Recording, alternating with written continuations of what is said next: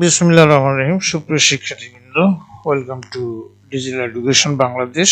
আজ আমরা শিখব যে বাংলাদেশ ও বিশ্ব পরিচয় ১ নবম শ্রেণী বিষয় করে হলো ৫-১-৯-১ স্যার। এই বাংলাদেশ ও বিশ্ব পরিচয়ের সিলেবাসটা কি এবং প্রশ্নের নমুনা কিরকম হবে এই সম্পর্কে আমরা জানবো। তো প্রিয় শিক্ষার্থীবৃন্দ, তোমরা প্রথম অধ্যায়ের পূর্ব বাংলার আন্দোলন এবং জাতীয়তাবাদের উত্থান ১৯৪৭ থেকে ১৯৭০, বাঙালি জাতীয়তাবাদের বিকাশে ভাষা আন্দোলন, বাঙালি জাতীয়তাবাদের বিকাশে রাজনৈতিক আন্দোলনের ভূমিকা, সামরিক শাসন ও পরবর্তী রাজনৈতিক ঘটনা প্রবাহ। তৃতীয় অধ্যায় সৌরজগৎ ও ভূমণ্ডল। সৌরজগৎ বিশ্বের বিভিন্ন স্থানের সময় নির্ণয় পদ্ধতি, পৃথিবীর গতি, জোয়ার ভাটা। ষষ্ঠ অধ্যায় রাষ্ট্র, নাগরিকতা ও আইন। রাষ্ট্রের ধারণা, রাষ্ট্রের উপাদান, রাষ্ট্রের কার্যাবলী, নাগরিকের ধারণা, নাগরিক হিসেবে রাষ্ট্রের প্রতি দায়িত্ব কর্তব্য, আইনের ধারণা, সুশাসনের জন্য আইনের প্রয়োজনীয়তা। সপ্তম অধ্যায়ে বাংলাদেশ সরকারের বিভিন্ন অঙ্গ ও প্রশাসন ব্যবস্থা। ৭-১ হলো বাংলাদেশের সরকারের অঙ্গসমূহ। ৭-২ হলো বাংলাদেশের প্রশাসন ব্যবস্থা। দশম অধ্যায় হবে জাতীয় সম্পদ ও অর্থনৈতিক ব্যবস্থা, জাতীয় সম্পদের ধারণা, জাতীয় সম্পদের সংরক্ষণ ও অপচয় রোধ, বিভিন্ন অর্থনৈতিক ব্যবস্থা, বাংলাদেশে প্রচলিত অর্থনৈতিক ব্যবস্থা, বাংলাদেশের জাতীয় আয়ের বন্টন পরিস্থিতি। দ্বাদশ অধ্যায় বাংলাদেশ সরকারের অর্থ ব্যাংক ব্যবস্থা, সরকারি অর্থ ব্যবস্থার ধারণা, বাংলাদেশ সরকারের আয়ের উৎস, বাংলাদেশ সরকারের ব্যয়ের খাতসমূহ, ব্যাংকের ধারণা, ব্যাংকের শ্রেণীবিভাগ, বাণিজ্যিক ব্যাংকের কার্যাবলী, কেন্দ্রীয় ব্যাংকের কার্যাবলী, দারিদ্র বিমোচন ও কর্মসংস্থানের বিভিন্ন ব্যাংকের ভূমিকা। ত্রয়োদশ অধ্যায় বাংলাদেশের পরিবার কাঠামো ও সামাজিকীকরণ, বাংলাদেশের পরিবার কাঠামো, সামাজিকীকরণ প্রক্রিয়া। এই ছিল তোমাদের নবম শ্রেণীর জন্য তোমাদের বাংলাদেশ ও বিশ্ব পরিচয়ের সিলেবাস।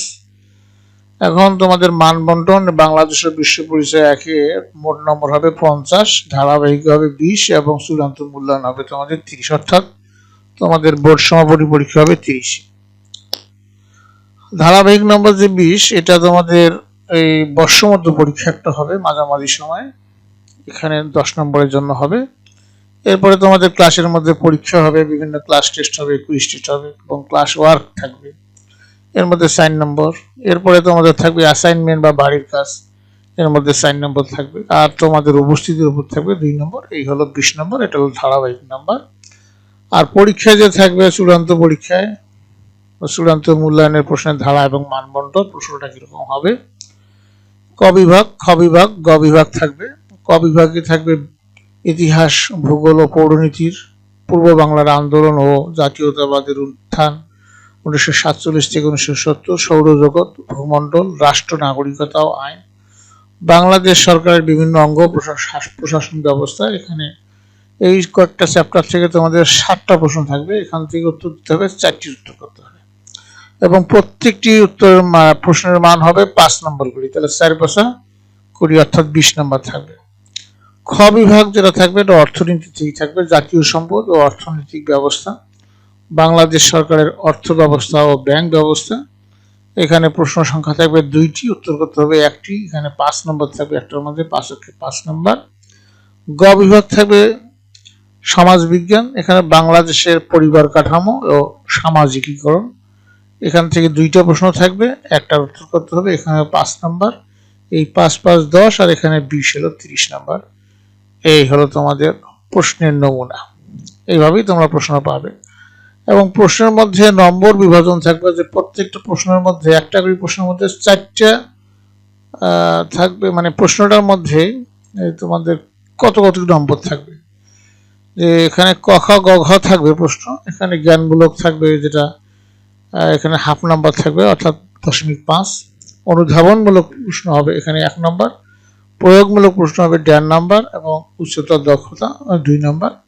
এই মোট হবে প্রত্যেকটা প্রশ্নের মধ্যে 5 নম্বর করে থাকবে, অর্থাৎ একটা প্রশ্নের মধ্যে ক খ গ ঘ এই 4টে প্রশ্নের অ্যান্সার করলে একটা প্রশ্নের অ্যান্সার কমপ্লিট হবে। তো প্রিয় শিক্ষার্থীবৃন্দ, এই ছিল তোমাদের বাংলাদেশ ও সামাজিক বিজ্ঞানের প্রশ্নের নমুনা এবং সিলেবাস। তোমরা এই মোতাবেক পড়বে, ইনশাআল্লাহ খুব ভালো রেজাল্ট করতে পারবে। তোমাদের সার্বিক মঙ্গল সুস্বাস্থ্য কামনা করে এবং পরবর্তী ক্লাস দেখার আমন্ত্রণ জানিয়ে আজকে এখানে বিদায় নিচ্ছি। খোদা হাফেজ।